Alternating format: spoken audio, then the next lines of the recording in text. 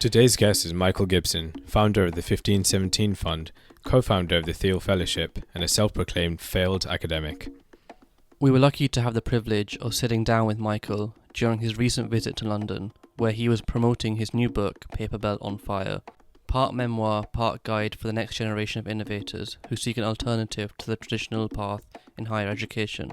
This book is a fantastic read, which we would recommend to our listeners. In this episode, Michael talks us through the identity crises of his early life, his foray into philosophy at Oxford, and his mentorship from one of the greatest VC investors of all time, Peter Thiel.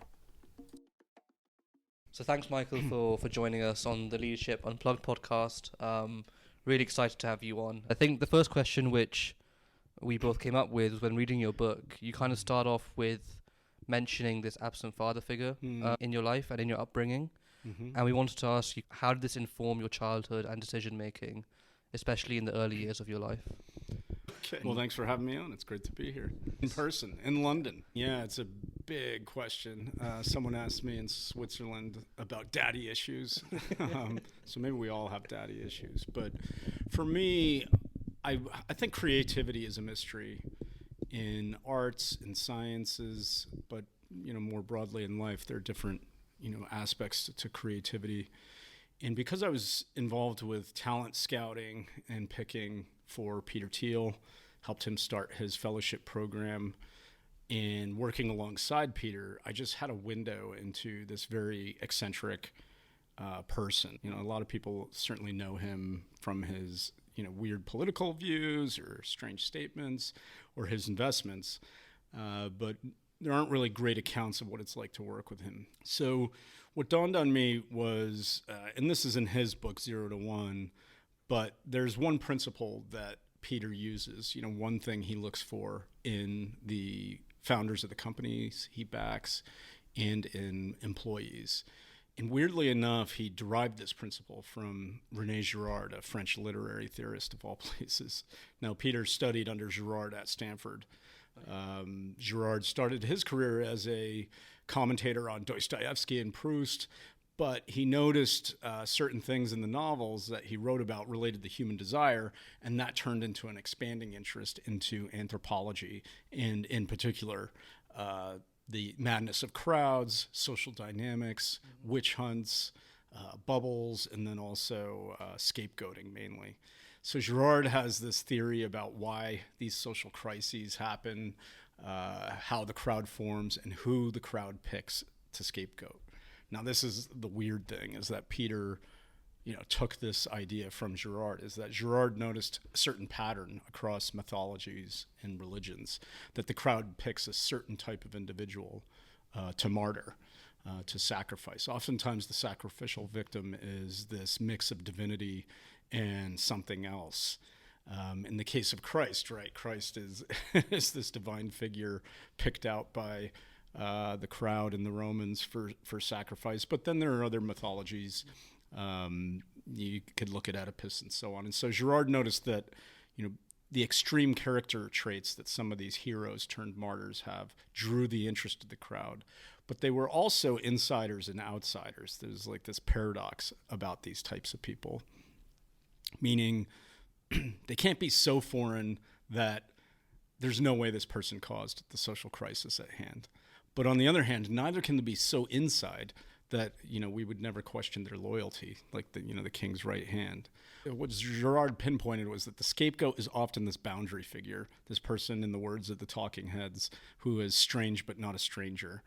And the crowd selects that insider outsider, and maybe that's why sometimes they're characterized as heroes, but also martyrs. And in some cases, Girard notes that the king is merely a victim who is yet to be sacrificed.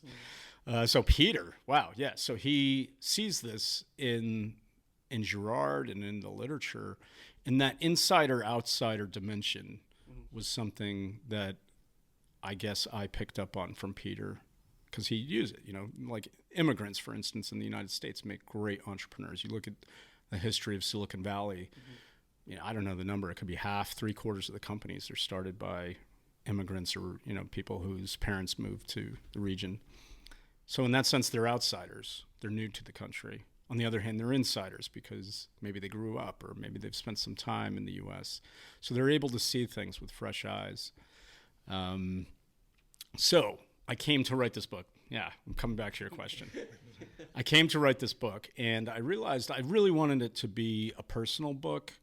I wanted it to tell our story. I thought it was an interesting business story, the fund I operate, 1517. And so to do that, I sort of had to turn the mirror on myself and present a self-portrait to the best extent that I could.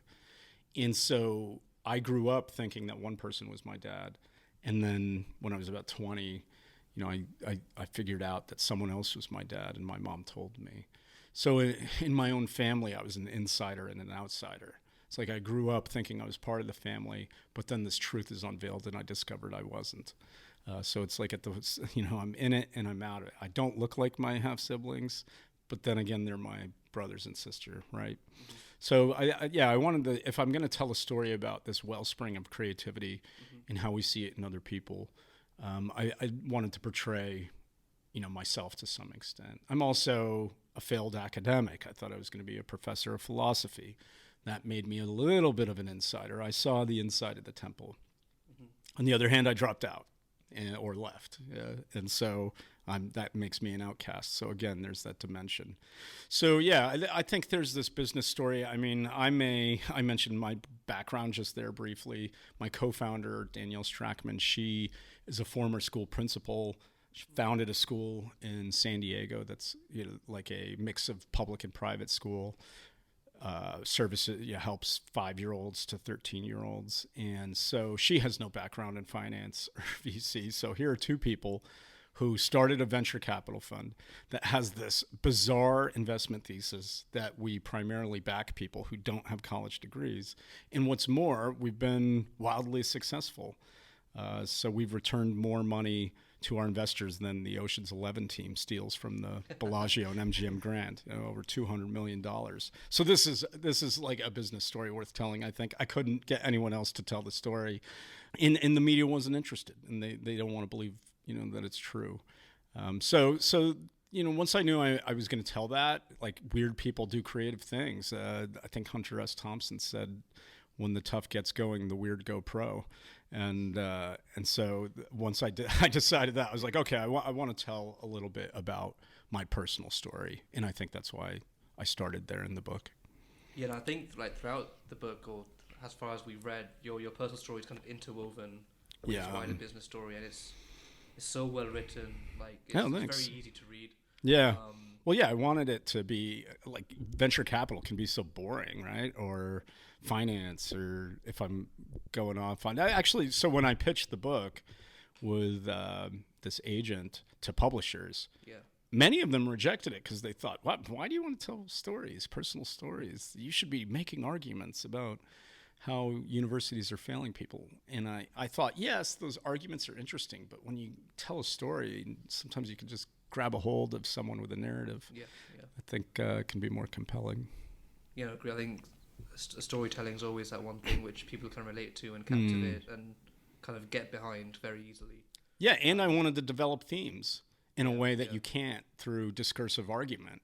Mm-hmm. So one of the big themes in the book is philosopher that I am, going back to the source of all philosophy, Plato's cave. This myth of the difference between appearance and reality, or different degrees of reality, that these people could live in a cave and see objects projected as shadows on a wall, and then you escape and see the light, all the way to the Matrix, right? So in my book, I wanted to thread that theme through it. That's part of the insider-outsider. Like, I thought I was X, turns out I'm Y, but that's true of a lot of things. Mm-hmm. The people who go off to university think their degree is X. It turns out it's Y, something else they didn't even think about. Maybe it's worthless in some cases. It could be dollar bills. People think that these things are worth money, but that they're printed by the Fed and their value's insured. Well, maybe not.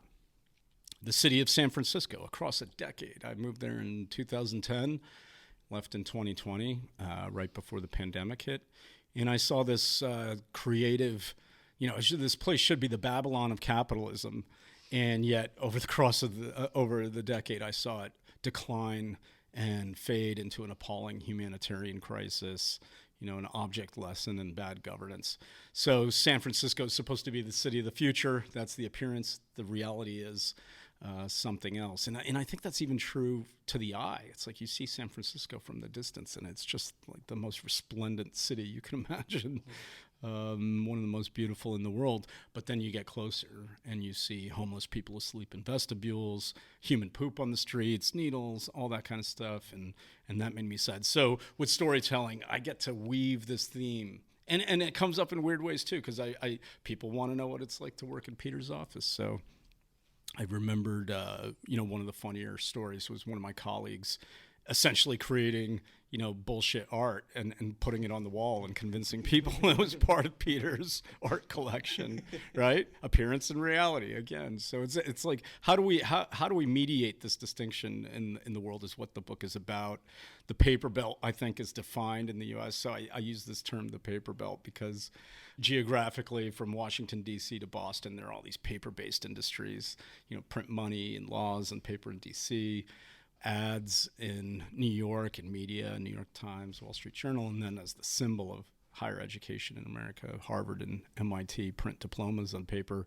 And one thing I noticed about all paper-based industries is that they require an authority to authenticate the paper as signaling value.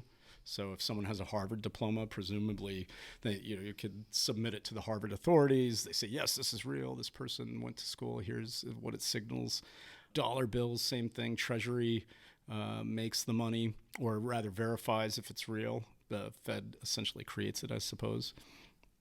And in each case, there's an institution whose role is to authenticate the piece of paper as real and its substance.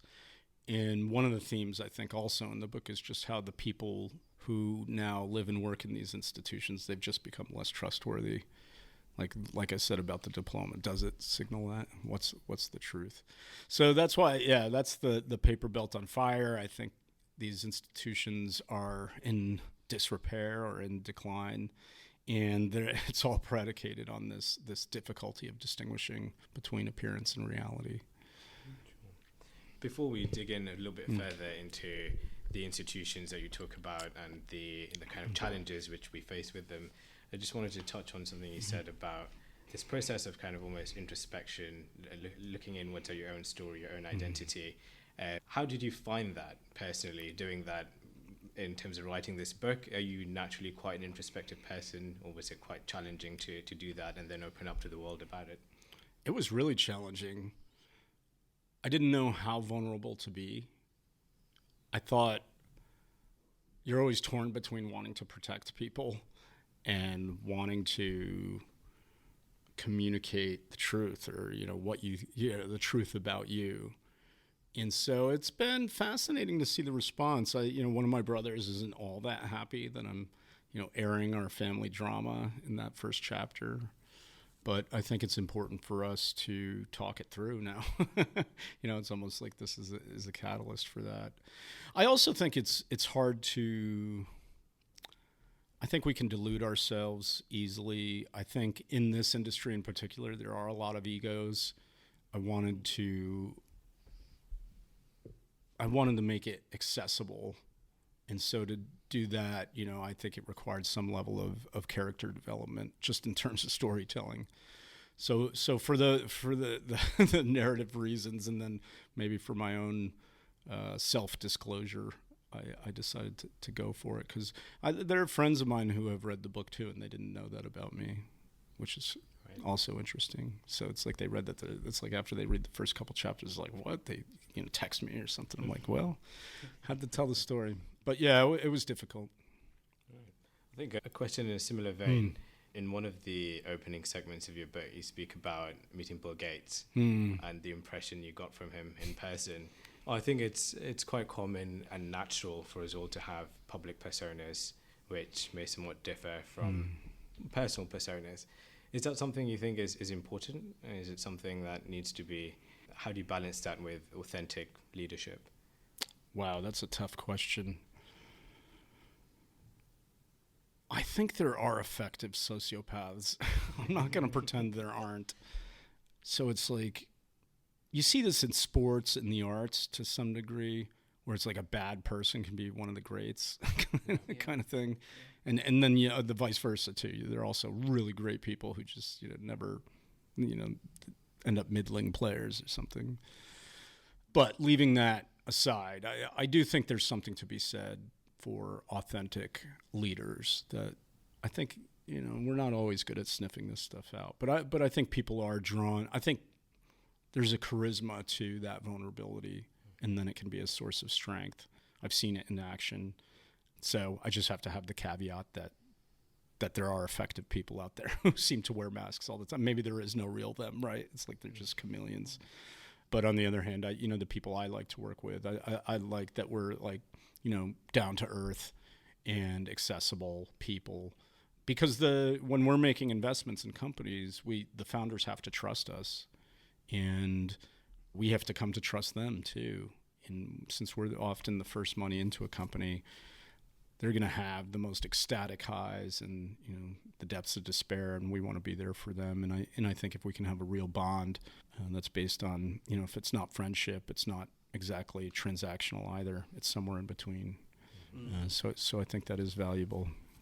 So I guess you kind of mentioned the founders there that you kind of invest in, and obviously we'll dig deeper into the 15-17 fund a little bit later on. But I wanted to know kind of what's your relationship like with these founders, especially given a lot of them are very young people, a lot of them have very limited experience. How is that different compared to, let's say, a traditional VC firm where you might be investing in a founder who's already had a couple of failed startups or has done it 2 or 3 times already? So we started the Thiel Fellowship, and when we did that, we had an application. That application asked for things like test scores and GPAs and what school you went to. And while it was important for us to know you had the technical know-how to build something that was quite complicated or nearly impossible, we realized there were other set of character traits that contributed to success. They could not guarantee success, but certainly played a role in that. And what's more is we realized these character traits could not be revealed in a application, whether it's a bias to action, courage to challenge the status quo, a commitment that will bring you through the dark times, all that kind of stuff. I mean, you can interview for it, but again, people can fake and wear masks. So to that end, we try to get to know people before we invest, meaning we want to have touch points over time. We started these little 1K grants we'd give out, and there was never the expectation that they would turn into companies, but it did allow someone to work with us, and we get to work with them, so we get to see over time, what they demonstrate during that run. So when it comes to investing, I don't know, other investors might emphasize other things in their evaluation, but for us, because we're often that first money into a company, we need to know the character of the team the best we can. The last place I want to be is some Shark Tank scenario where I've never met someone before, and I've got to judge solely based on the idea.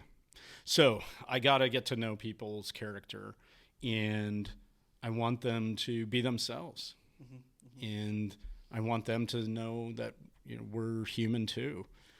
I think it's so hard to innovate and to build a company. So there is something to that authenticity in the last question, where I think you get to know each other over time. You're just going to know how to work together in a crisis better. So that's sort of our philosophy in investing, but it does depend on these very human elements.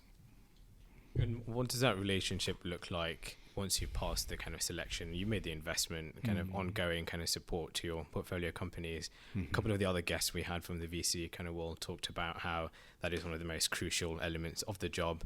Oftentimes for being a founder is quite a lonely journey, and it's oftentimes your kind of investor is someone you can go to, kind of use as a sounding board, use as support. So I think working with people who are maybe younger than your typical founders and also coming from different backgrounds, how do you think that impacts your relationship with them once you've invested? That's spot on. There's something to the job that's very much this mix of not only investor but also life coach, therapist. Sounding board is a good one. especially for the early investors, I think, because at that point there's no business model. That's still being explored. By the time the company matures to the seed, Series A, at that point, assuming things are still going well, you've got a pretty good business or a sense of the business model. It becomes more quantitative. It becomes something that you can measure more. Whereas at that beginning level, there's just so much going on. So I do think founders really value a relationship that is multifaceted like that.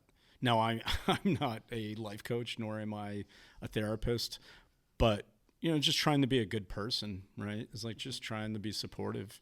There are going to be times, I think, where, and I sense this is one of the good things that's been exported from Silicon Valley is a sense of unconditional acceptance of a founder and their journey, meaning obviously you want things to work out well, and you'll go out of business if they all don't work well.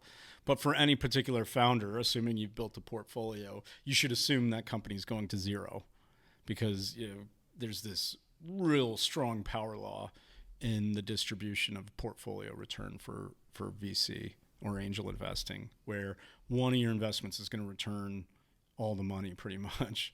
Maybe two, maybe three will contribute. But out of 40 investments or something, the rest will all flatline or go under. So that means just, based on any founder you talk to in your portfolio at the beginning, you should assume, okay, this one's probably not going to work out. I think that leads out of Silicon Valley. It led to this sense of like, look, this is just part of the game if it doesn't work out. In that sense of not conditional acceptance would be like, hey, as long as your company's doing well, then give me a call at 2 a.m. But if not, I don't want to hear from you. And you see this in nascent ecosystems or places where people aren't used to startup investing, where people will accuse the founders of fraud or come to hate them for life if things don't work out. I had this young man last summer come stay at my apartment in Colorado because I'm in the mountains. He wanted to hike, and he had been the CEO of a company we backed and that went under. And I told some people about this who weren't in venture, and they're like, why would you have this person at your house? Didn't they fail you? Or like, are you still friends? Which I took as a shock, because I just thought, this is the game. You win some, you lose some. Everyone's trying their best. So that's the background, I think, of the best of Silicon Valley that maybe we've adopted and we customized to our own style. But I do think it starts with some of these basic, like, okay, how are you doing as a person, not just like, how's the business doing? I will say a thread through some of these questions I wanted to have in the book, but I didn't, was this twist on Balzac. So Balzac had this quote, the novelist, that behind every great fortune is a crime. And I thought it'd be interesting. It's like behind every great fortune is a trauma.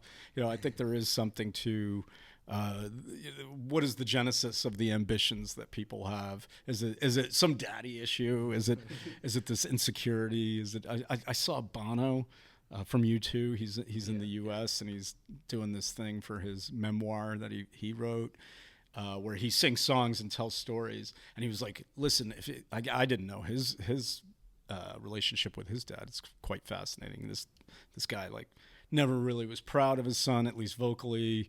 Always belittled him a little bit, saying down to the jokes, like he always wanted a tenor for his son, but Bono's has a baritone pretending to be a tenor, little comments like that. And so Bono's like, if you ever want someone to be a rock star, either nurture their talents or ignore them completely and belittle them.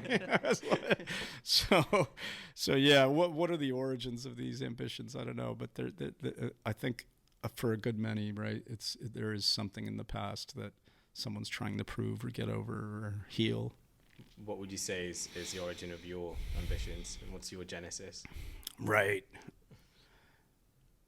I think there is this sense that I always felt different in my family, and then even into my teens. And I don't know. Yeah, it just infused my life with a melancholy and lead me to wonder what it all meant. That's the philosophical side. But certainly when I found out the truth, there was this, this remarkable pivot turn that reality could look one way and then, the next day be something completely different. So I hope I'm a little faster on my feet, maybe, or a little more paranoid, either way, about these things. But something in there. Other than that, though, I don't. Why are you drawn to certain things? I don't know why I'm haunted by, poets and philosophers and their questions and the way they pose things. But something hit me when I was in my teens, and maybe this is part of that mimetic Girardian thing where you see a model. For me, it was someone like T.S. Eliot or Tom Wolfe. And I saw they had PhDs. And so I thought, oh, geez, well, yeah, maybe I need a PhD to write as well as they do. And what's more, it'll give me time to, get up to, cut the fat off my prose and read and do all this stuff. In the event, that was crazy. It didn't work. But so I can't speak to the origin, but that certainly accelerated it in some direction. But that deeper thing, that quest or that splinter in the heart we have that leads us to pursue something. I don't know the origins of that. That's something that's still a mystery, I think. I don't know if you guys have ideas, but something worth mulling over, I think. Yeah. We have spoken about it before, actually. How I think I mentioned it once in passing. I kind of I feel like every quote unquote successful person is always, they've got some trauma behind them. They've not had what you'd call a normal, steady upbringing. They've got either they have a missing parent, or something's happened to them in their childhood, or they got bullied at school, or they were the odd one out, or the kid that no one really cared about. Yep. But so it's interesting for you to say that, because it means that we're not crazy. That it's it's a common thread. I wanted to ask, you mentioned a bit earlier about egos, especially I guess in the VC/finance world. Yep. As someone that was kind of very much going down the route of academia and philosophy, when you kind of transitioned into this finance world, how did you deal with the egos and handle them? I guess I want to say I learned a lot, though. I think I was too retiring and passive and accepting. There's something that's wonderful about the swagger of, a finance bro throwing millions of dollars on the line, some kind of trade. I think, it's sort of like seeing big wave surfing and saying, oh, yeah, I've been on these, 5-footers or something. So there's a part of me that, my heart goes out to them.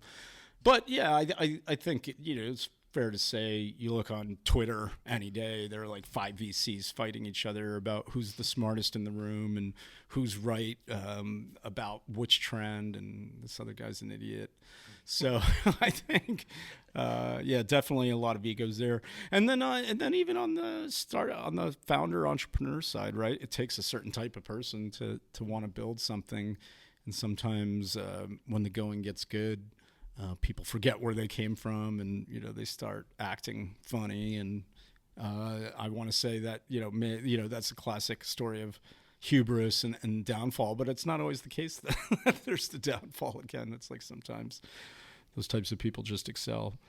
I think we think a lot about ambition when we're evaluating a team, because it's part of that business model of ours. We have to know that whenever we make one investment in one company, we got to assume that investment returns the whole fund.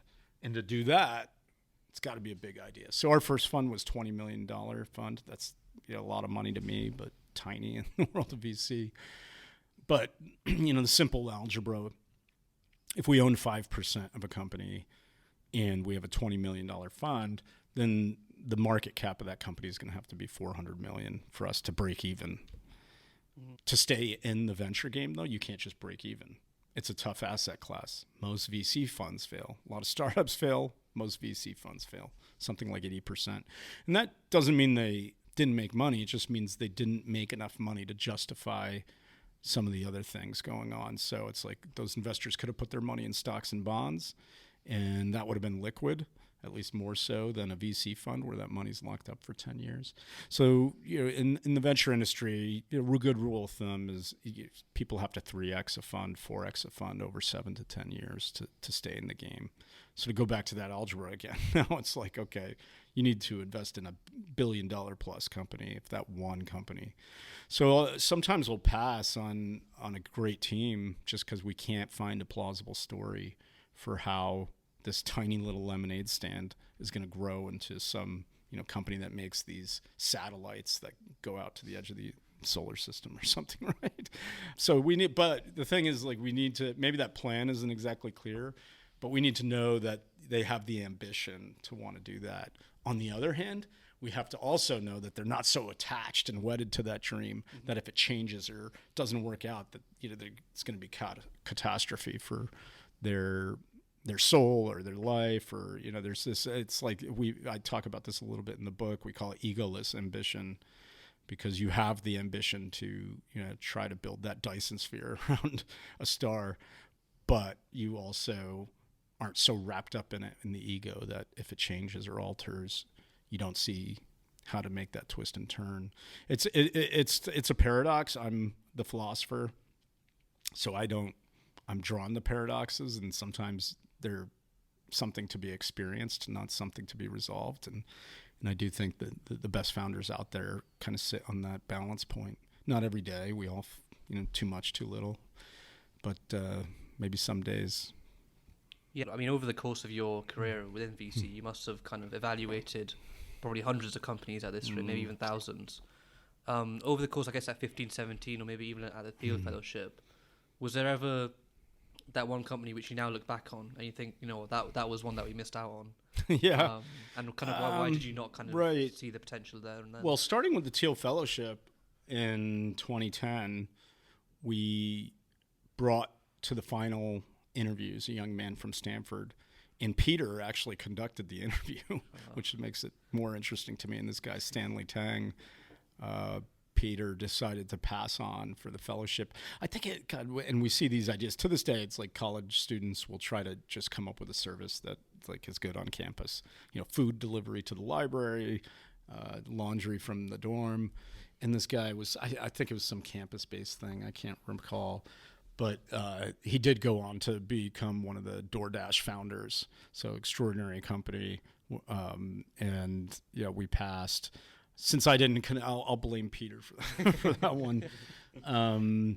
But it's an interesting lesson that, even, if one of the top 3 or 4 angel investors of all time, you're going to miss them.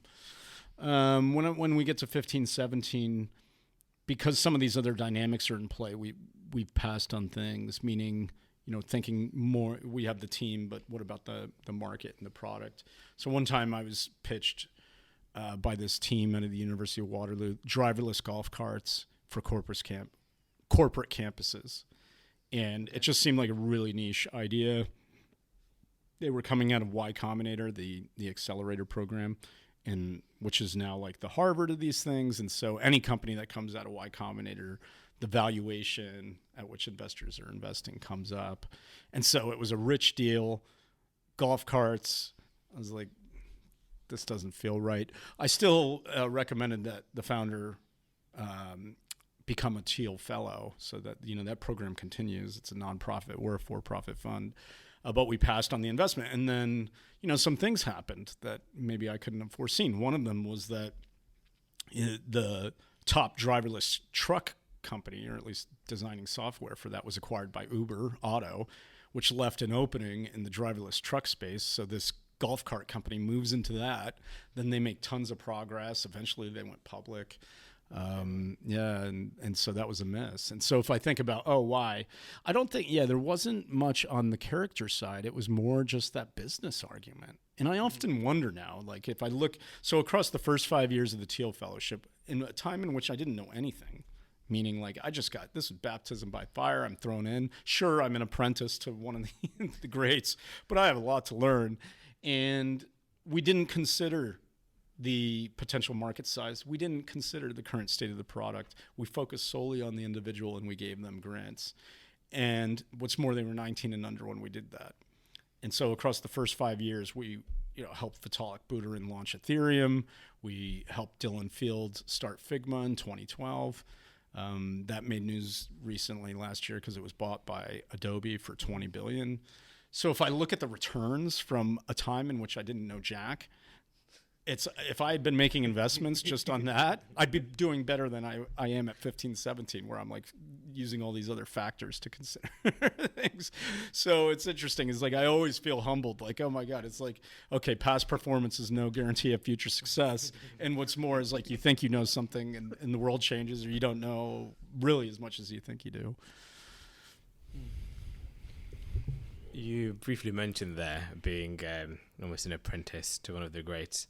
And this is a question we've asked, I think, all of our guests so far. It touches on the idea of mentorship and the importance of mentorship, especially in the formative years of one's kind of pursuit or career. Would you like to tell us a little bit more about that dynamic you've had with Peter and what you'd say are some of the key things and the key ways that it's impacted you as a person and the way you think about the world?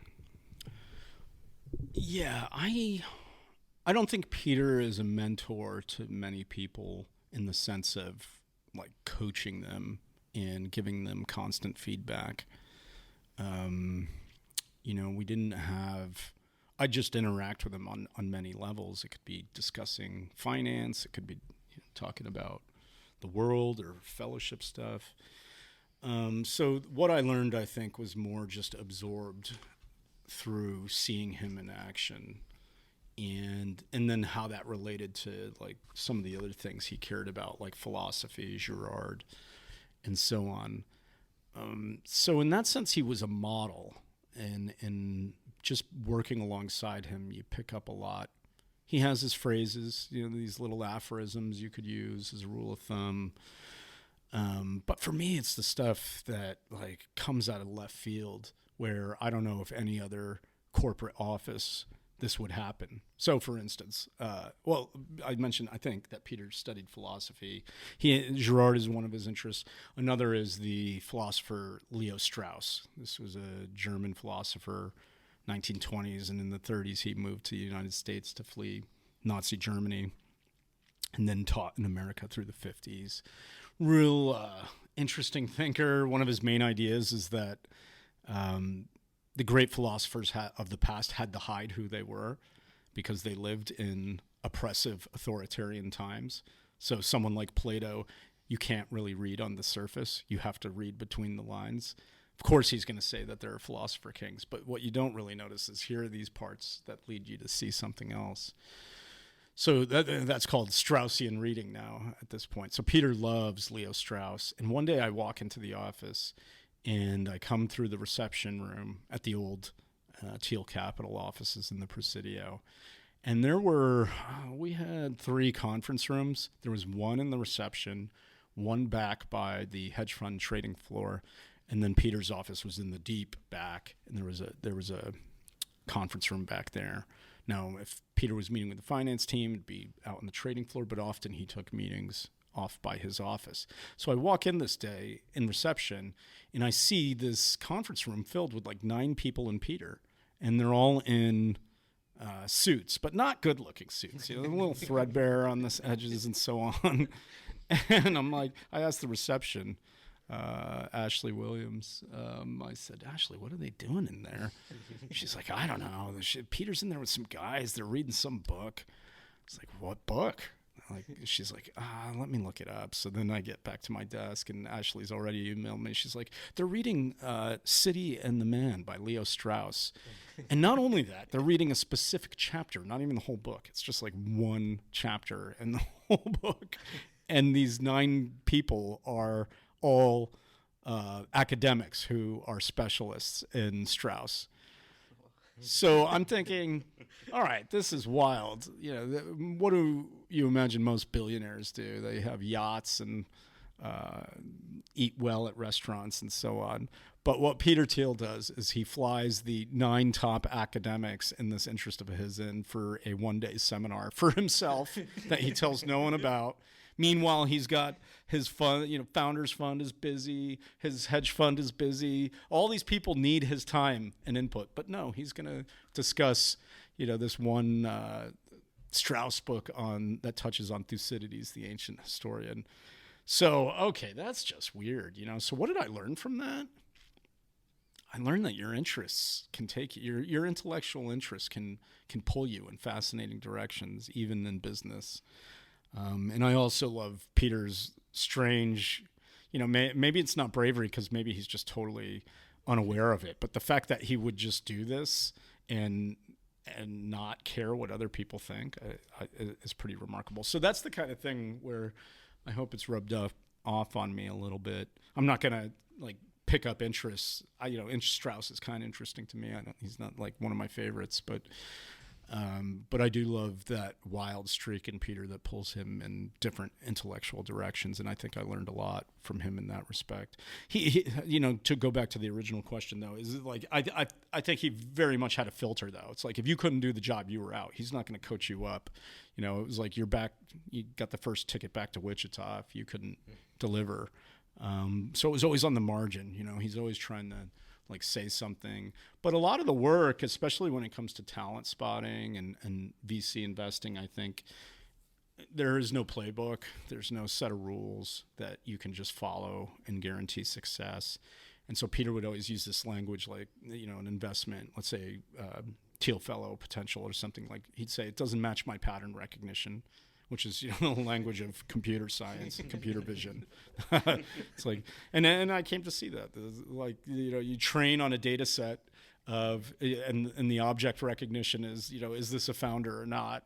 And so if you have a big enough data set, you've honed your pattern recognition. And as Peter might point out, one or two yellow flags, a red flag on someone, but you always knew that there were 29 dimensions that were tacitly part of his pattern recognition that he couldn't express. And so I think to that extent, again, it is this tacit knowledge where you have to be around to sort of pick it up.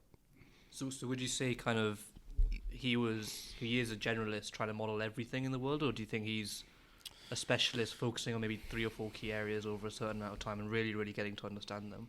I think he is a generalist, which is, I think most people think he's a specialist. It's fascinating because if he's known as being a tech investor, but if you meet Peter and you suddenly get in the weeds on how some technology works, that's not, he'll talk about it, but I don't see him get jazzed. Whereas you talk to him, suddenly you're like, hey, what do you think of, might China invade Taiwan, and what does this mean for the U.S. semiconductor industry or whatever? That kind of question, boom, it's okay, we're going to talk for an hour. So in that sense, I think he's always thinking about how the micro and the macro interact. He has a deep understanding of the macro and the way the world is moving, or at least, from time to time, he's just had amazing insights that have paid off. So, I think that is his one of his, unfair advantages is he's able to. Now, it's not just connect the dots. It's to even see the dots, or all right, maybe there's another way to say it. Some people are good at problem solving. Peter's good at problem identifying. That whole stagnation thesis, it was not talked about in 2005 and 2006 when Peter started really talking about it. This idea that we're not making progress like we used to. Sure, we've made progress in computers and communication technologies, but in other fields, energy, healthcare, education, transportation, stagnation has been the rule for 50 years now. No one was saying that in 2005. So to recognize that as a problem was, quite a powerful insight. So there's something to his intelligence there that I think is quite valuable. I think following in that vein, I wanted to take us back to your time as a PhD student and studying philosophy. And I think one of the points in your book is that the higher education institutions of today are no longer fit for purpose. How do you how would you kind of formulate that argument in terms of succinctly explaining what you think is wrong with the education system, and how did your personal experience within the temple kind of inform that? There are a couple layers here.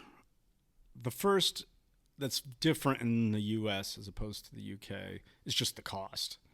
So just the rates of tuition and so on, they're up more than 4x in real terms in the last 30 years. Something like 1.7 trillion in student debt. So that economic question has led people to just, really force the issue: is this degree worth it? People going into debt, coming out, maybe they get a good job that pays well, but it's not their dream, and then they're stuck having to pay off that loan for years. So there's an economic social aspect where what was the case in the past isn't true anymore. Maybe the baby boomers could go to college, work as a waiter, and somehow manage to pay off a lot of their school tuition and fees and so on. But those days are long gone. And then there's the more intellectual question about, why do people go to college? Well, the economists will tell you because there's a college wage premium, that people who have a college degree just earn more on average than those who don't, those who just have a high school degree. And the standard story in that debate about what drives the college wage premium is that people acquire skills at university, and then those skills are rewarded in the labor market, especially these, highly cognitive demanding jobs that require, analysis and creativity and so on. And that certainly appears in the economic data, meaning not the skills, but the fact that people, with these higher functioning skills, that they are rewarded. Now, that's the standard story, but there's a growing body of evidence that can show that doesn't explain for the college wage gap.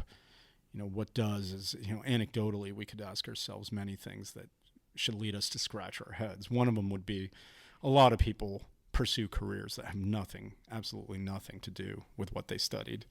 That's number one. So if it was true that college imparted skills, how is it the case that you embark on a career that is not based on any of the skills you thought you learned? The next is just that in the literature on the psychology of education, one of the hardest things about learning is we just forget things. The mind truly is like a muscle, and if you don't use it, you lose it. So maybe you studied calculus 5 years ago or French, and you've forgotten it, right?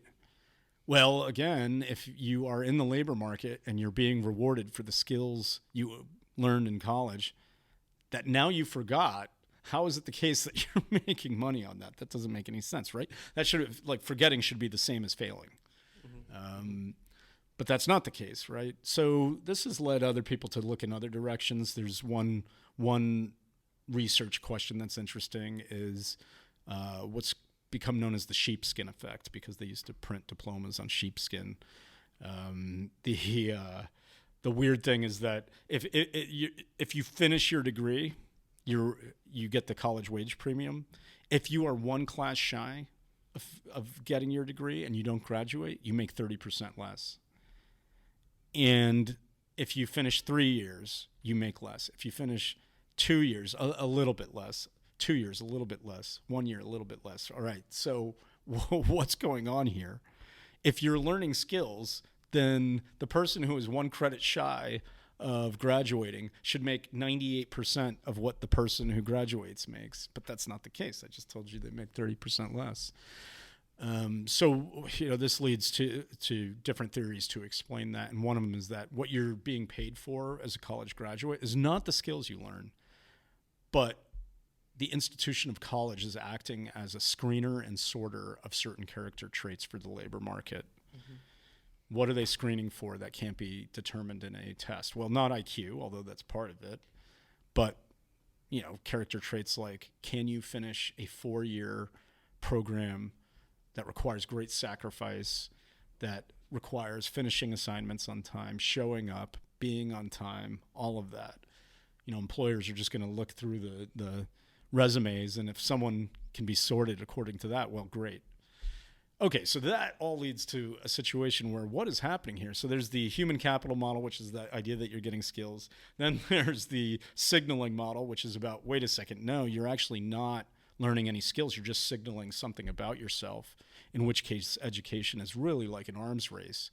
Or like another analogy would be like standing up in a theater to see the stage.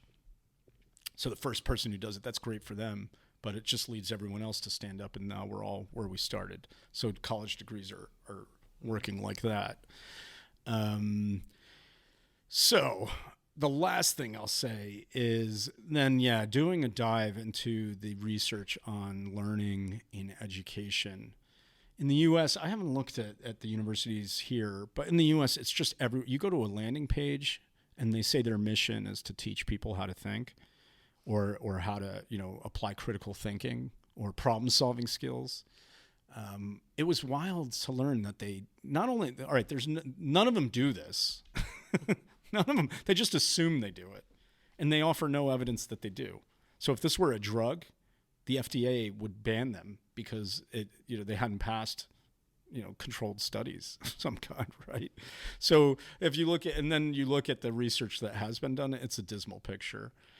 So that, the schools will tell you, oh, we can't predict the future. It's an ever-shifting landscape. Therefore, we don't teach you what to think. We teach you how to think. That's such a cliche at this point. Well, actually, there's a lot of evidence that they don't teach you how to think. If you could learn how to think, you could learn something in one domain and then apply it in a new domain because you learned, how to approach this problem or whatever.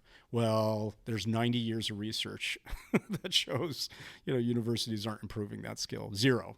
It's like crazy. It's wild. Okay, like there's very little creativity when it comes to learning one thing in one domain and applying it to another. And then the critical thinking and all that, same. There are some studies out there. Academically Adrift is a good book on that. Quite dismal picture. So they're claiming to do things they're not. All right, so we've gone through a lot here. There's like this economics literature showing, okay, this isn't what it says it is. Then there's psychological literature that says people aren't actually learning things. Then I undertake my own journey, thinking I want to, study philosophy, maybe squeeze a little bit of wisdom out of that towel. And I get there, and I realize that wasn't the case at all. I mean, I loved the questions that some philosophers ask and some people pursue, but it was very much an academic industry job. It was very much the case that it was just sucked all the life out of it. You're driven by prestige. Everyone needs to get citations, and to get those, there's a whole system of ivory tower rewards and punishments, and to take part in that system really sucks the life out of something. So in my own life, I mentioned I wanted to be like T.S. Eliot or Tom Wolfe. I just realized it was, silly of me I didn't want to be a teacher. And if I didn't want to do that, why am I wasting my time in this very career-tracked academic life? So all that taken together, I was like, okay, something's off here. And then when I met Peter and was starting the fellowship and getting into this stuff, it was like, okay, yeah, can we create an alternative? That was a long-winded answer, but hope it touched on enough points to see where I'm coming from. It was indeed, and I think I might force you to stick with it a little bit more. So, kind of some really interesting points there. And I think quite relevant. You've got two examples sitting in front of you. Yeah. One person who went to university, one who didn't, Hassan. And if I look at kind of where we've ended up in our careers, I think there's no difference really. Yeah. Without a university degree, if anything, Hassan has probably done more in terms of having a startup, etc., outside of work than I have. But at the same time, I would say I also studied philosophy alongside politics and economics here in London. And the old PPE. PPE, yes. And I kind of stumbled into PPE I was always interested in history, a little bit in kind of economics and business in general. And then I started reading about political philosophy, and that kind of really got me interested. So I had no idea what I wanted to do with my life when I was 18 years old, but I knew these are subjects that really interest me. They had import. Yeah. Exactly. So for me, I think if I went back to my 18-year-old self, I would probably still choose to go to university. And I don't think it made me a better employee. I don't think it necessarily taught me a huge amount about practical skills in the world. Yep. But I also think it was a very fundamentally important time for me in my life, where I was in an institution, I was in an environment where I am my entire day-to-day job is to learn about things that I'm interested in, and then speak to others who are also interested. And I still very vividly remember winter morning seminars discussing identity and existence and metaphysics. So do you think there is any value in the way higher education works today? And do you think we need to both reform those institutions as well as have alternative routes, like you see with the apprenticeships and other forms of employment that are starting to become more popular, at least in this country? To be clear, yes, my message is not that everyone should drop out or no one should go to college. I think it can be a good experience for many people. What I think we're against mainly is this one-size-fits-all, one path to a fulfilling, successful career or life. Where, and I gather it's the same here in the UK, but certainly in the US, it just seems to be this prevalent attitude that if you don't have a college degree, you must be a dunce and you're condemned not to have a good life or career. So, really fighting against that as the only path, that maybe there are alternatives. But in the US, you just come up against the economic question. I'm all for hanging out with friends and discussing really profound questions, but at $80,000 a year, and it keeps going up, that's a huge price to pay for that. So some people are, more fortunate than others with financial aid or scholarships, but boy, that's a huge price tag on that question. So if you do it, you have to be prepared to pay off the bill somehow. So I urge caution there. I used to characterize, and I touch on one of these things in the book. I just realized the university has 4 main buildings that really stand out, maybe 5. The fifth is probably a really small one. It's the endowment office.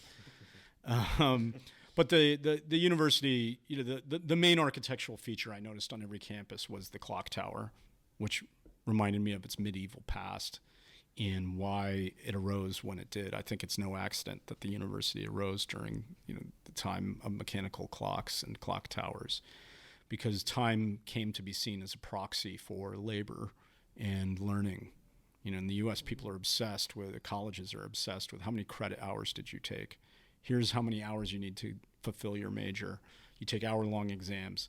You have to circle this clock tower for 4 years. We've determined that this is length of time you must study. So it's kind of strange. It's like, why is this time has become the measure of learning? But that I think is the first feature of the college that could be disrupted, because you can learn faster than the colleges teach, or on your own, or somewhere else. But I do think the other buildings point to some of the value of a university life that people enjoy. The next would be the admissions office. So it is very much a exclusive screening for a community and club. People, meet their future spouse, their best friends, and they just think it's this organic happenstance. It's amazing, I met you. I never knew I'd meet someone who loves Nietzsche or whatever. But it's like you were picked, you were selected, and many people were excluded for that to happen. So people don't like to admit that. But on the other hand, it's like social clubs are great. The next would be the stadium. And again, in the U.S., this is really powerful. People love their college sports teams. People who didn't even go to the college love it. I've seen 45, 50-year-old men paint their face and go to football games, right, to cheer on, a university team. And that is bizarre, that level of loyalty. And I think it speaks to that fundamental longing to have, a tribe, to be part of something. And a lot of people get something rich out of that from their alumni, from their university where they went to school. And then the last thing, I mean, maybe the friendship, and the social clubs, fraternities, sororities, that's another thing, the friendships. And then that endowment is pretty crazy. Harvard $50 billion endowment. So these are hedge funds just attached to real estate companies at this point. That's crazy. So of the things that can be disrupted, and the thing I attack most is that clock tower. What I think is valuable is, are those other elements. And I don't pretend that I'm going to, try to get rid of them, or that they're corrupting or whatever. I think everything you said, the friends you had, the discussions you had with your friends, I mean, those are beautiful things, and they were made possible by this institution. If it's $83,000 a year, well, I hope your uncle's rich. But if you're in a different situation, that could be cool. Look, and yeah, I had to mature. I wasn't ready to start a company at 18. I certainly had those intellectual interests I wanted to explore. I found I got less and less from the coursework itself, and just meeting professors who told me about a book or something like that really impelled me. But I wouldn't have had that recommendation if I wasn't there. So maybe then that's the grand advantage universities have, is that they just summon talent from everywhere and put it in one spot. And boy, those conversations can be awesome. And you can learn a lot just from people telling you, hey, go check this out.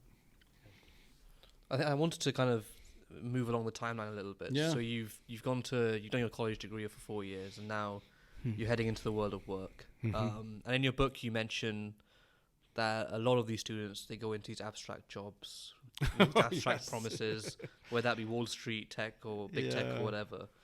Does that mean everyone should be like a creator / inventor, or kind of what's the alternative? No, I just think it's more of a balance.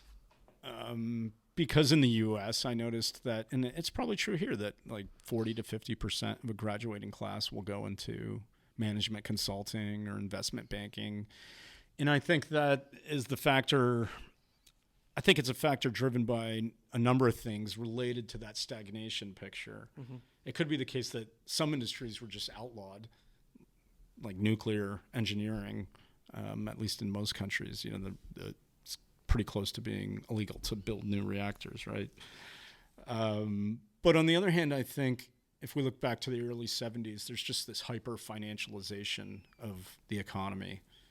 And that's another interesting question. That's oh man, that'll take us deep into economics and monetary theory and who knows what.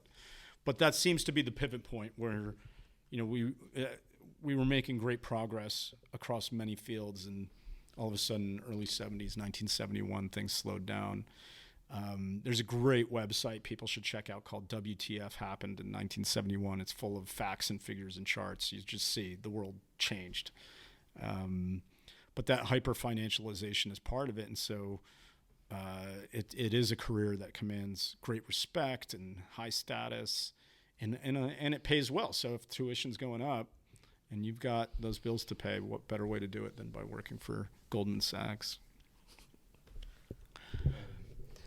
At the risk of going down the rabbit hole you just try to avoid,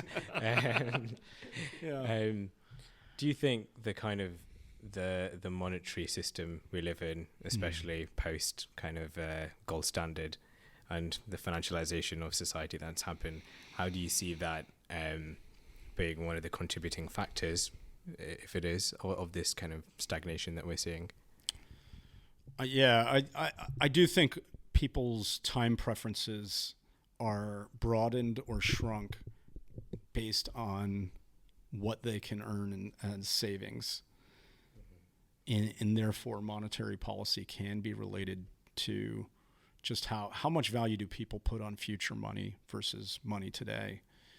And it could be the case that once the world went off the gold standard and switched to the fiat system, that in a inflationary environment, people just shorten their time horizons and projects become less long-term and more short-term because the future value of that dollar decreases, the uncertainty that the payoff will be there decreases.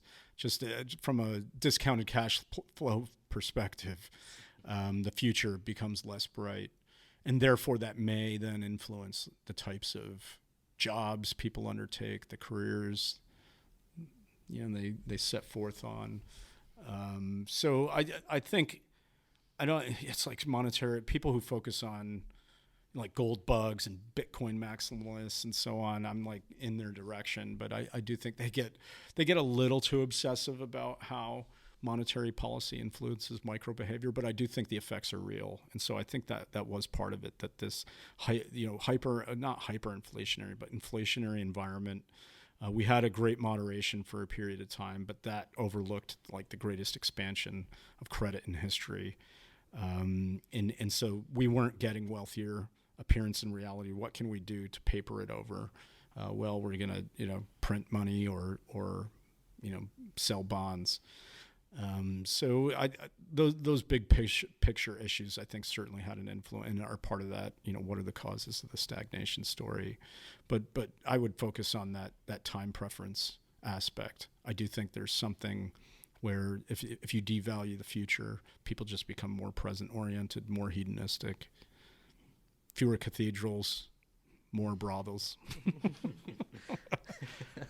You mentioned a few times now during the conversation about the progress flatlining to a certain extent, or having already flatlined.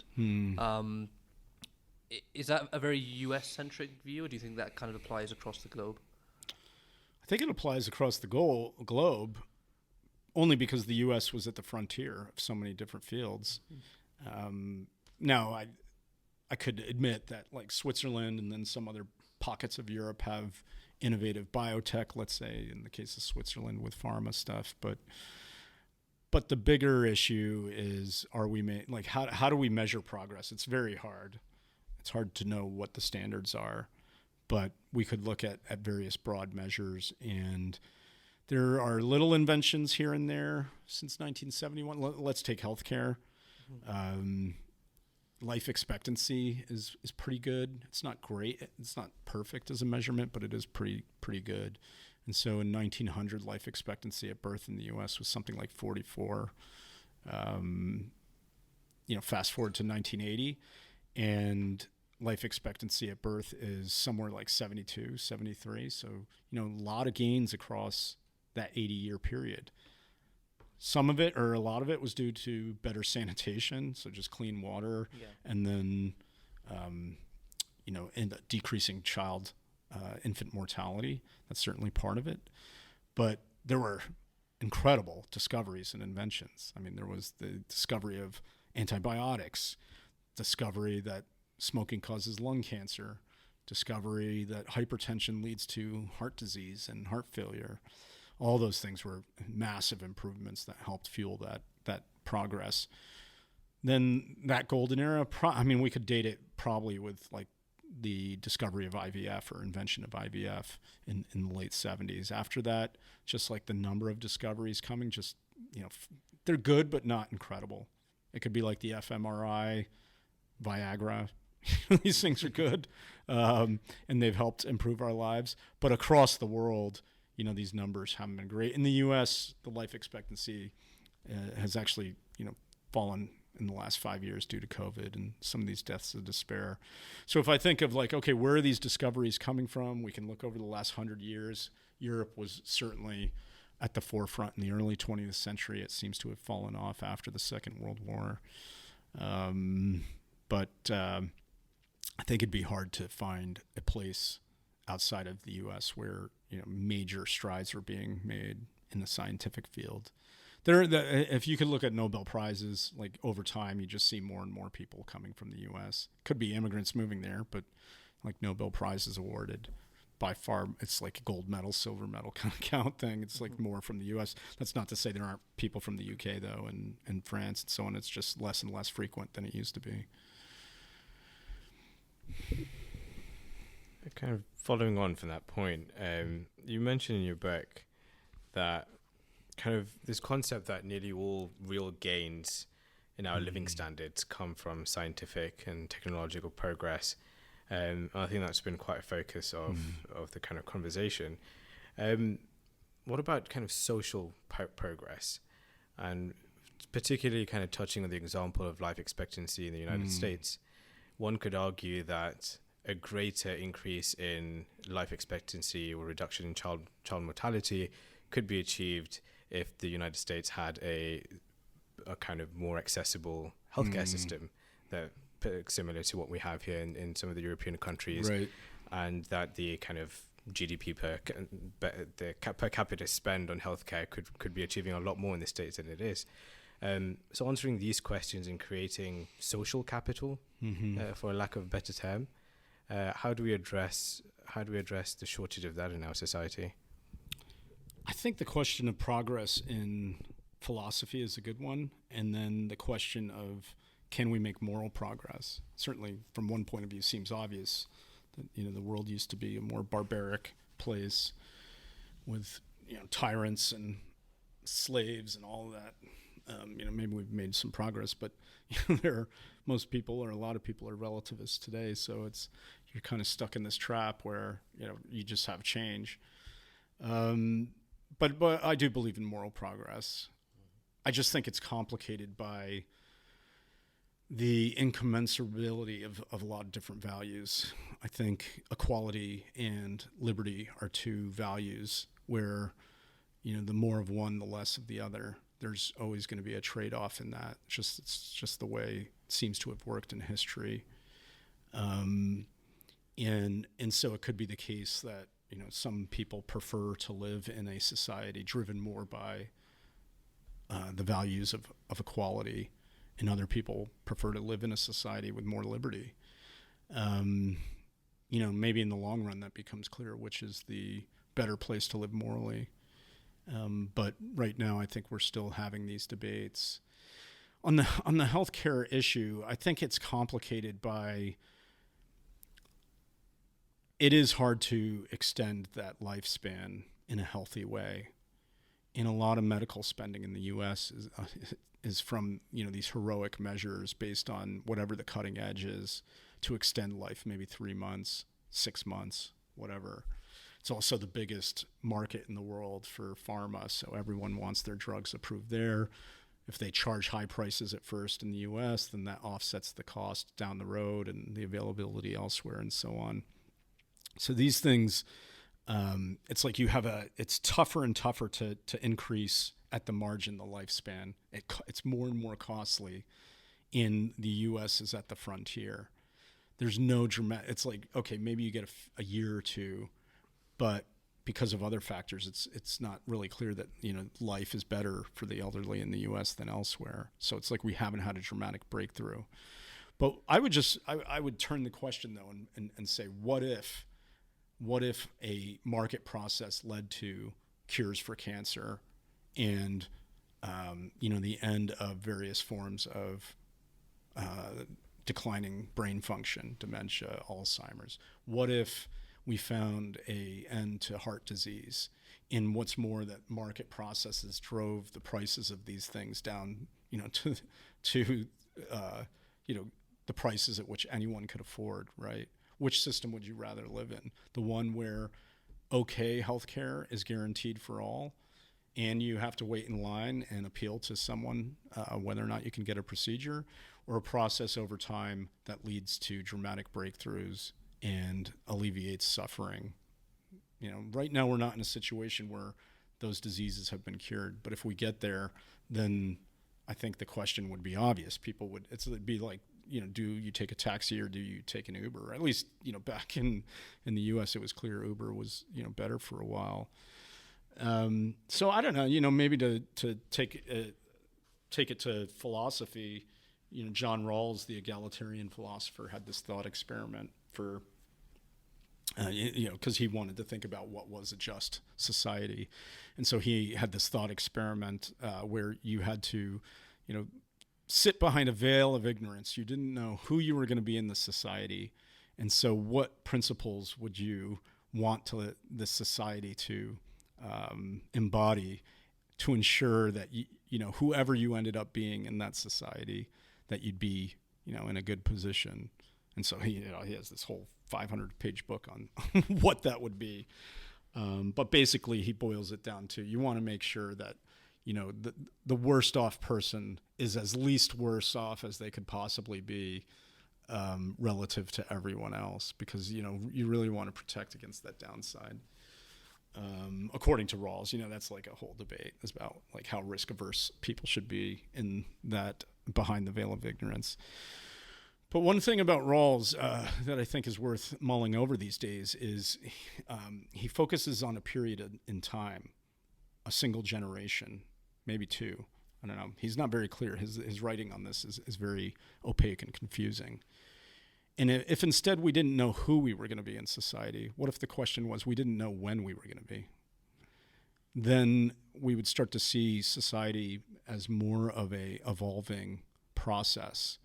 And I think if we're behind that veil, I wonder what principles we would choose for society, knowing that we had an equal chance of being at any time in that society. What time would we want to be in? I think it'd be the one that is the most advanced when it comes to healthcare and education and so on. So what institutions and laws lead, to that greater future, better future for more people? I don't know, interesting twist on the thought experiment, but I think it shows that you want to be in an advancing society because there are going to be more people born in the future. You have a higher chance of being in the future. You want that place to be a better place than it is today.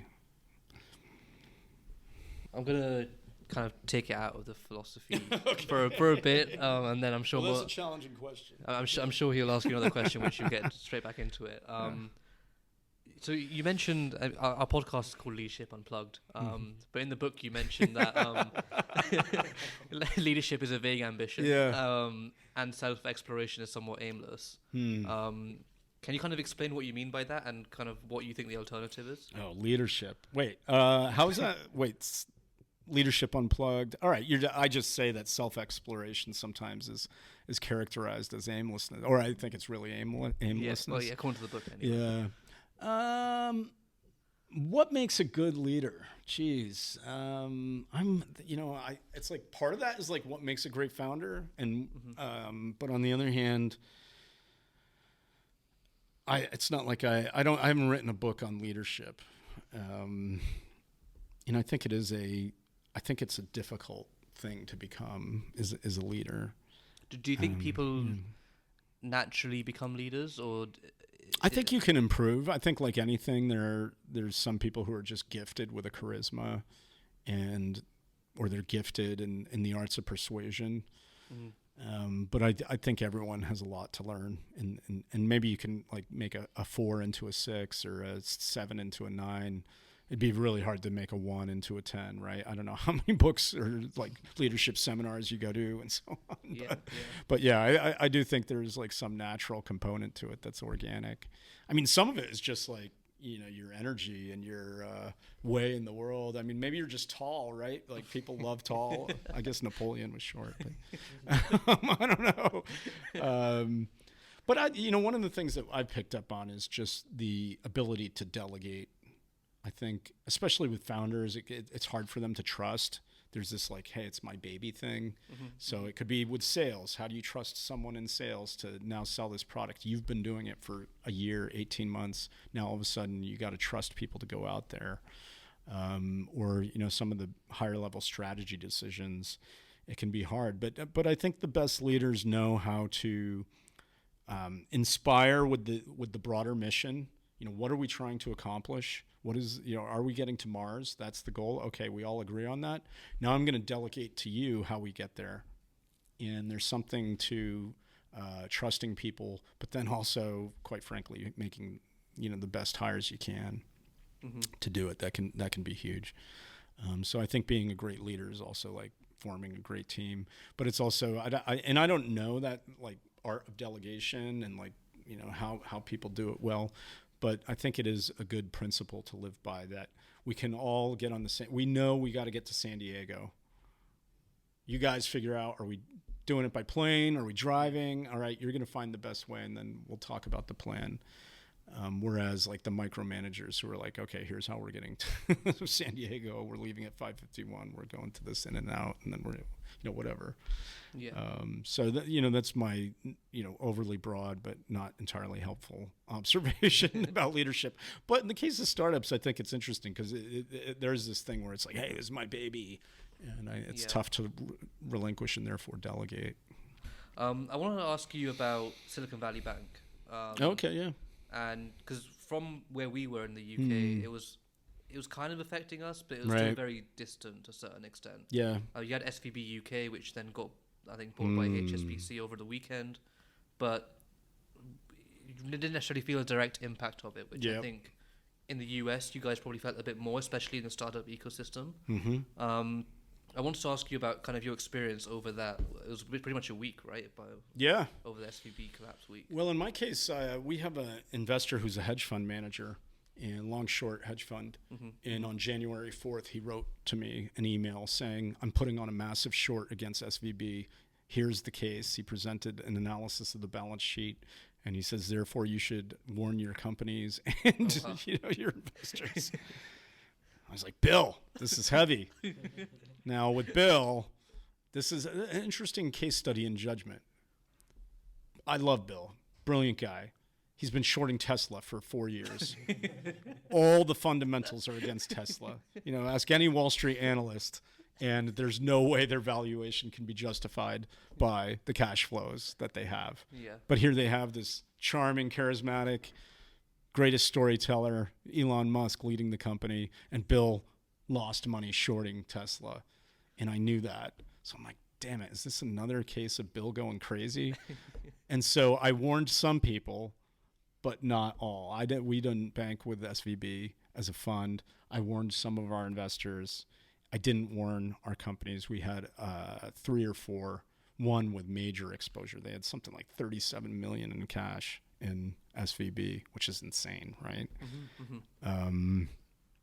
So did you not warn them because you didn't want to? Well, so I had been biased. I'd been primed. Like, hey, is this Bill being way too intense and not understanding the markets? So I didn't do the homework. I didn't do the hard work. I didn't get into the balance sheet and really understand what was going on and its context in the wider market. Instead, on a personal level, I work with UBS. I talked to my team there. I said, hey, can you have some guys look at SVB? And they had their analyst. He comes back. He gives me this report, and he's like, and what is an analyst going to say at that point, right? They don't want to lose their job. They can't be like, oh, my God, they're going to be amazing, or it's toast. Yeah. Instead, it was like, oh, I think they'll muddle through. So I had this UBS analyst telling me they'll muddle through. I had Bill sounding the fire alarms, but he had a track record where the Tesla issue clouded my judgment. And I was lazy. He gave me the balance sheet and I didn't get into it. So then, fast forward to March, and then all hell breaks loose. And I felt like I was caught with my pants down, and I kicked myself because I didn't do the hard work. I think this is one of the crises of today, is that you have to be an expert on everything. You can't. This is part of the disadvantage of these institutions declining in trustworthiness or reliability, is that someone on high tells you something, and then you're like, wait a second, should I take their word for it or not? And this could be like medical care, actually. Recently, there's a new this is maybe TMI. There's a new rule handed down from the American Medical Association that any man who turns 45 should now get a colonoscopy or some other study, you can now poop in a box and send it somewhere, right? So I went and got a physical, and now that I'm over 45, they're like, hey, you got to think about doing this. And I can't, and I'm like, and I hear my doctor tell me this, and I'm just like, yeah. So then I'm talking to my mom, and she's like, you're just going to believe him? and I'm like, Mom, you're being crazy. But then I thought she's right. Like, where did this come from? Why did they change? It used to be 50. Now it's 45. So I had to look up the papers this judgment was based on. It's like, all right, I'm looking at bank balance sheets, at research studies on colonoscopies. It's like you have to be an expert in everything nowadays. You can't trust anyone. Life is getting harder and harder.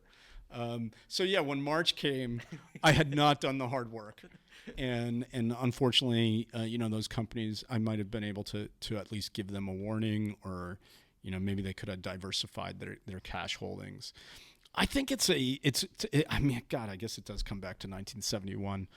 We have we just have a world economy dominated and heavily influenced by central banks. And the amount of money that has been printed in the last 4 years is astronomical, and government spending.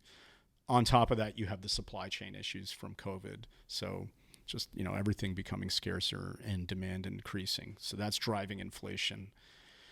But that wasn't the consensus in the winter and spring of 2021. You had all the experts, from the head of the Federal Reserve to the Treasury Secretary, saying inflation is transitory. This is just some supply chain issues from COVID. The kinks are going to be worked out, and then we'll return back to low inflation. It had been the case that there was no inflation, at least in consumer prices, from the great financial crisis onward. That was one of the mysteries, right? It's like, oh my God, in 2008 and 2009, I was one of these people who thought inflation, we're just 3-4 months away from hyperinflation. Look at the spending, the stimulus package, QE, quantitative easing, taking off. How could this not be reflected in just higher and higher prices? Well, it turned out my theory of macro was off. Some things were inflated, namely stock prices, but Bill Gates doesn't go out and start buying more cars and houses and stuff. So the CPI was close to zero, right? Or not changing much for over a decade. So that had biased everyone's judgment. So in 2021, they said inflation was transitory.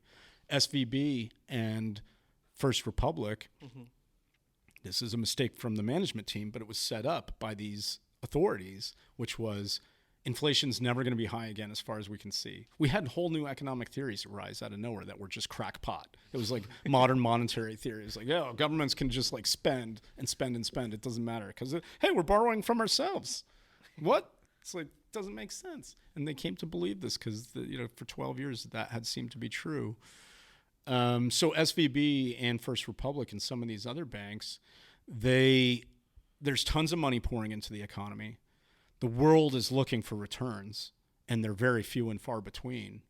One of the only games in town is U.S. equities, and then within that, private U.S. tech startups, just phenomenal returns. So money's just pouring in. SVB is engorged by this money. What are they going to do with it? They can't keep it in cash because that's dangerous, and they'll lose money. So they think they're in a low inflation, permanent situation. Let's get these government bonds that are hold to maturity that pay 2%. That's good money in a zero interest rate environment. Well, they were wrong. The world was wrong. Those experts were wrong. Inflation was not transitory. In fact, it was very much here to stay, highest it's ever been in 40 years. And as soon as inflation passed that, the Fed's mandate, and then when it was up to 8%, the Fed was going to have to start hiking rates in order, the rule of thumb is usually the Fed will hike rates until the rate of inflation is below the interest rates. So now we're sitting at 5%. SVB has bonds that are paying 2%. They're financing all their operations with short-term loans that require 5% interest. And so there's a huge gap in their balance sheet between the 2% they're earning on the hold-to-maturity stuff and the short-term debt that they take on to run the business. They couldn't fill the gap. They couldn't sell the bonds they had because now those hold-to-maturity bonds were worth less out on the market. That was a catastrophe. All of this is to say it's not just a bank run. I mean, that happened. But it's like you have to see this in the context of that macro policy. Mm-hmm. To me, it's like you're in the parking lot of a hospital. Someone stabs you. You're bleeding. You're like, you go into the emergency room. It turns out the doctor who comes to you is the guy who stabbed you. And then you've got libertarian Republicans who are like, hey, no socialized health care. Like, I'm bleeding. This guy stabbed me. And now he's pretending to be my doctor. And you're like, hey, no socialized health care. Don't bail this guy out. It's just like there's too many, like the cause and the chain of causation and the reasons for these things was more complex than just like a bunch of rich VCs getting bailed out in a bank. Mm-hmm.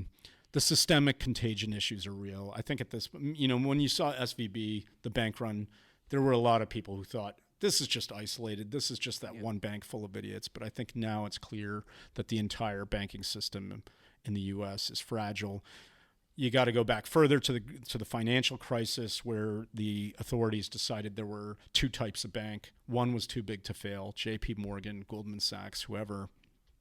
And then the others were all the regional banks that were not that big.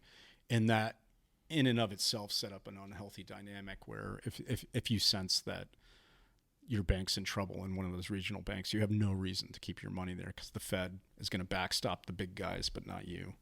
Yeah. And so that was the hole in the boat. Long-winded story. I think it's interesting that the SVB had so much money because that was, Silicon Valley. It was the place where returns were. They just didn't know how to manage it. And then, the so-called experts really messed up.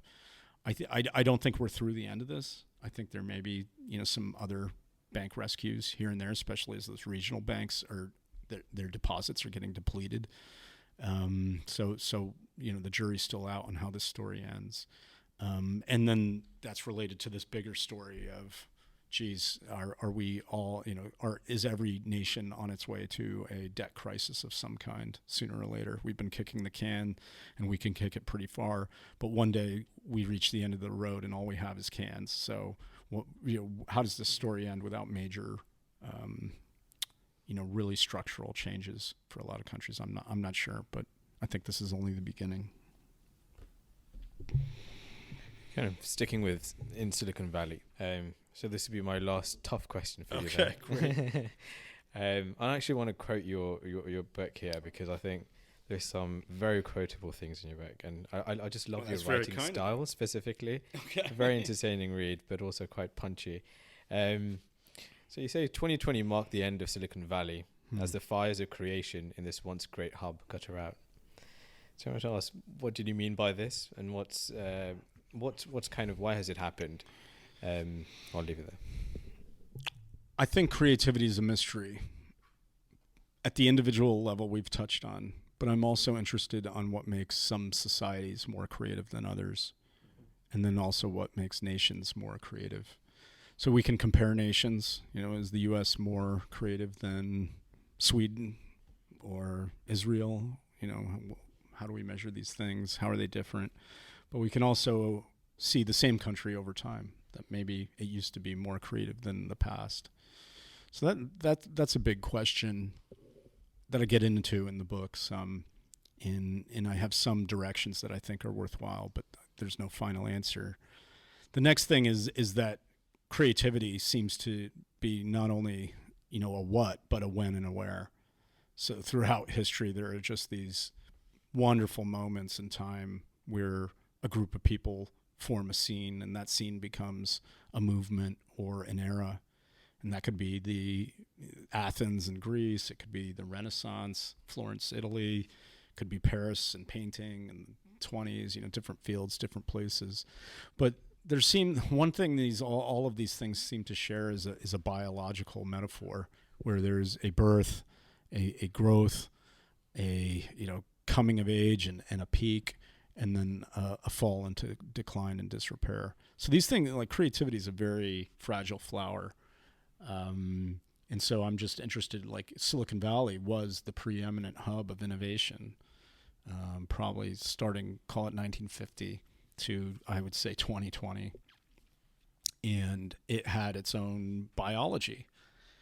And so what were some of the factors that killed it? Well, I lived in San Francisco, and I couldn't help but see just the insanity of some of these choices that the government made there.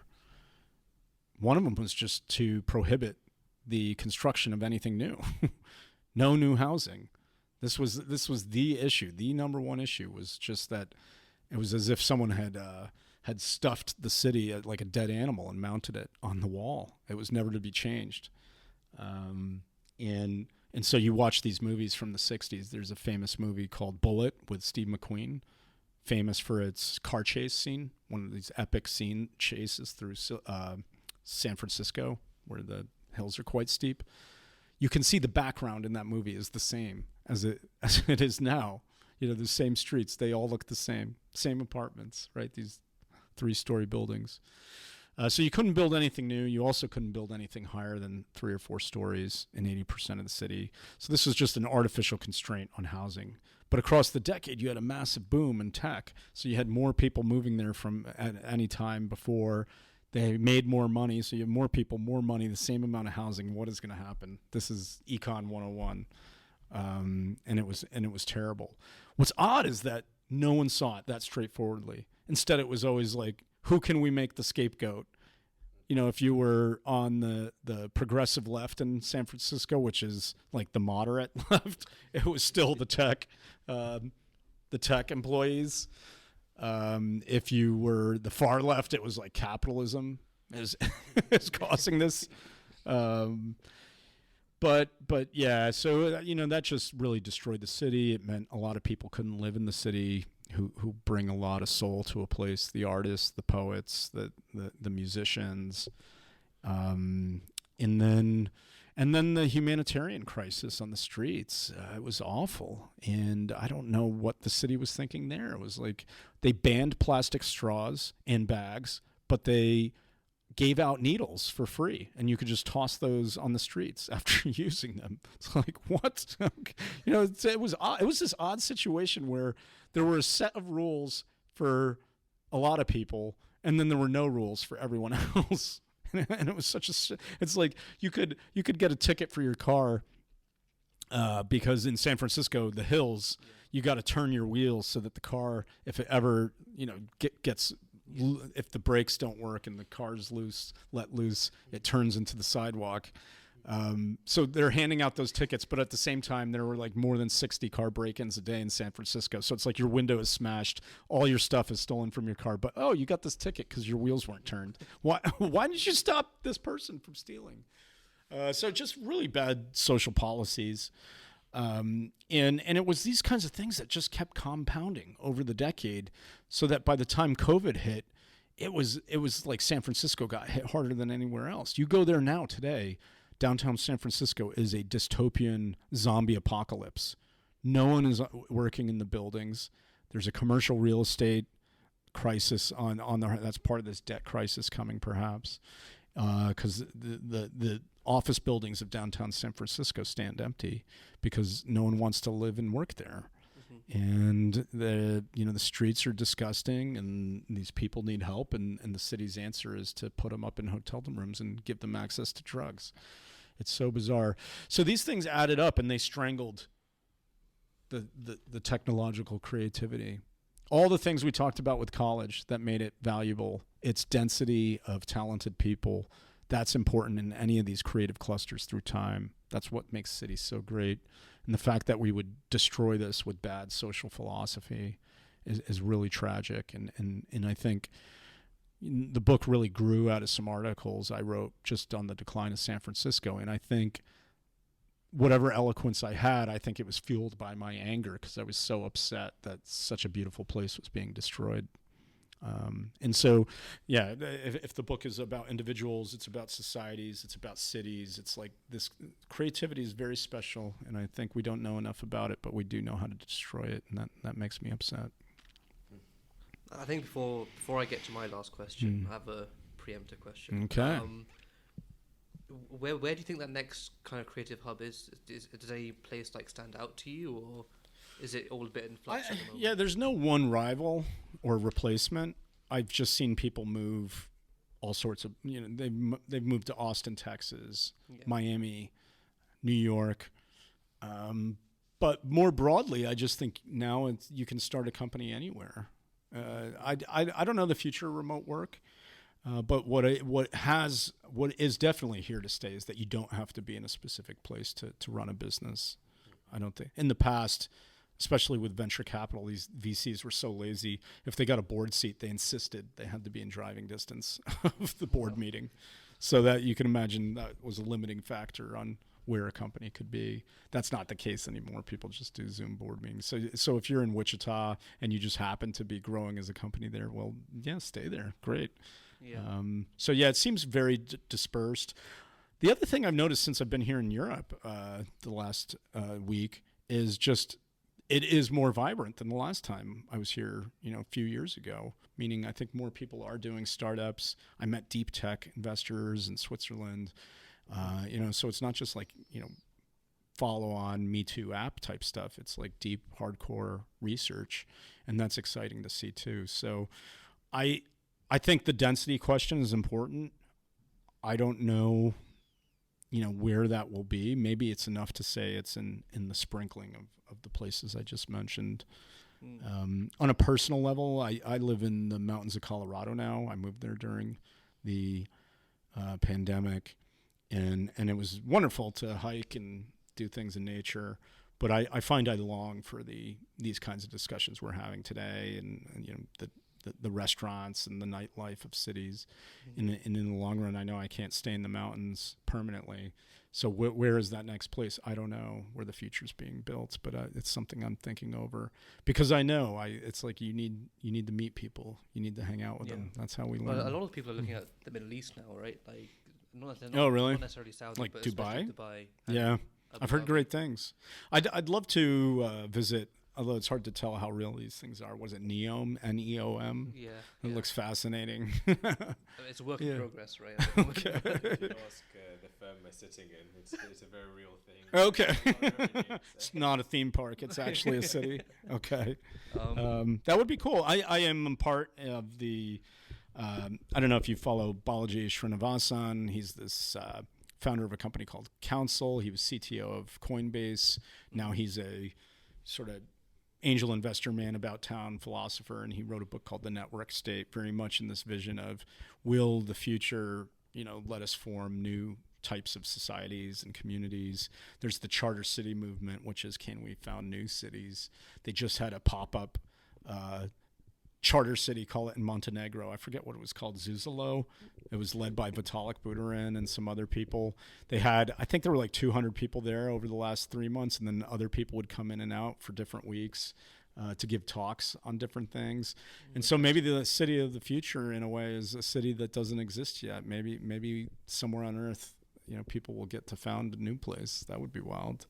Yeah, no, I mean, that's definitely interesting. The CEO of Coinbase, actually, he was in Dubai yesterday. I think. Is that right? He met like the foreign minister and all that kind of stuff. Well, the U.S. is becoming actively hostile to crypto, so maybe it behooves him to look for sanctuary. Yeah, I guess my last question to you was, I read in an interview that you did that your master's professor called you workman-like when kind of describing your writing. And at the time, you weren't too fond of that. And instead you wanted to be a punk rock writer. Do you feel like you achieved that with this book, or do you think you still got some ways to go until you're that punk rock star? Oh man, that's a great question. I think there's punk to my writing. I had to fight for this book. I mentioned that people didn't want me to tell stories, but even I love my publisher Encounter for giving me the creative freedom. But I remember the first copywriter or editor I worked with, meaning, a copy editor is supposed to be someone who looks for typos, improves grammar, syntax, not someone who, tries to shape the book and argue with it and so on. But this person wrote back, she was like furious that I was comparing a diploma to the church's indulgences. And then, it wasn't corrections. It was like philosophical objections to my book. And I just felt like, wow, all right, I think I respect your point of view, but like, I don't think that's where we're at here. And I had to say, I was like, look, I get it. You're Bach and Mozart, and I'm like the Sex Pistols, and you don't like the sound of that or something. It was like, that's very much where we are here. Like when I think my academic writing was like a lot of academic writing. I think it was, you have this yearning to write the unassailable sentence, which means you have 15 qualifications in it, which means there are 25 words in the sentence and you've lost track of what the whole point of it was. You know, it's dry as dust, really boring. And so I guess, yeah, it was that anger with the decline of San Francisco where I noticed I just had a greater eloquence in if I was motivated by anger. And so, you know, a lot of my writing over the last 3 years has gotten a little punchier. I think I like the punk attitude. You know, punk is rebellious. The other thing I like about punk is it doesn't take itself seriously. 3 chords. You don't have to be a trained musician. Yeah. And there's something amazing to me about that, right? Is like if you took, you know, Joe Strummer or Sid Vicious and you had them in a music class and the music teacher heard them sing, they'd fail. You know, it'd be like, you know, this is terrible singing. But they made something, right? It's like that, you know. Well, and people related to it as well. Yeah. So it's not just an isolation. It's right. People like that simplicity to a certain extent. Yes. So I love that. Yeah. So even though I was writing about science and tech and people, I wanted it also just, to be something people could read fast and not get bogged down in things. That's all from me. I think I think we've come to the end of our time, and I think that's probably a good note to end on as well. Yeah, a lot of great questions. Wow, some really tough ones about, you know, the moral progress and so on. That was heavy, but good stuff, guys. Thank Thanks you for very having much. me on.